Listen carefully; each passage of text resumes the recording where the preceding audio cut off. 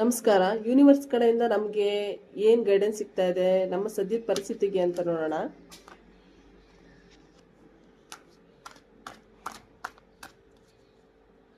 ನಮಗೆ ಸಿಗ್ತಾ ಇರುವಂಥ ಗೈಡೆನ್ಸು ಹೊಸದೊಂದು ಆಪರ್ಚುನಿಟಿ ಸಿಗುವಂಥ ಸಾಧ್ಯತೆಗಳಿದೆ. ಒಂದಷ್ಟು ಜನಕ್ಕೆ ಆಲ್ರೆಡಿ ಸಿಕ್ಕಿರುತ್ತೆ ಆಪರ್ಚುನಿಟಿ, ಅದನ್ನು ಚೆನ್ನಾಗಿ ಯುಟಿಲೈಸ್ ಮಾಡ್ಕೊಳ್ಳಿ. ಹೇಗೆ ಯುಟಿಲೈಸ್ ಮಾಡ್ಕೊಳ್ಳೋದು, ನಿಮ್ಗೆ ಸಿಕ್ಕಿರುವಂಥ ಆಪರ್ಚುನಿಟಿಯನ್ನು, ನಿಮ್ಮ ಟ್ಯಾಲೆಂಟ್ ಎಲ್ಲ ಏನೇನಿದೆ ಆ ಟ್ಯಾಲೆಂಟ್ ಎಲ್ಲವನ್ನು ಕೂಡ ಉಪಯೋಗಿಸ್ಕೊಂಡು ಮುಂದಕ್ಕೆ ಹೋಗಬೇಕು. ಇದು ನಿಮಗೆ ಸಿಗ್ತಾ ಇರುವಂಥ ಗೈಡೆನ್ಸು ಯೂನಿವರ್ಸ್ ಕಡೆಯಿಂದ ನಿಮ್ಮ ಸದ್ಯದ ಪರಿಸ್ಥಿತಿಗೆ.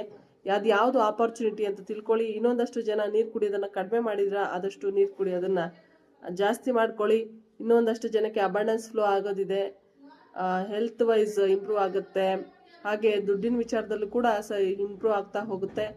ಇದು ಶುಭ ಸಮಾರಂಭಗಳಿಗೂ ಕೂಡ ಒಳ್ಳೆಯ ಸಮಯ. ಅತಿ ಹೆಚ್ಚಿನ ರೀಡಿಂಗ್ ಆಗಿ DM ಮಾಡಿ. Thank you so much. ಕೃಷ್ಣಾರ್ಪಣಮಸ್ತು.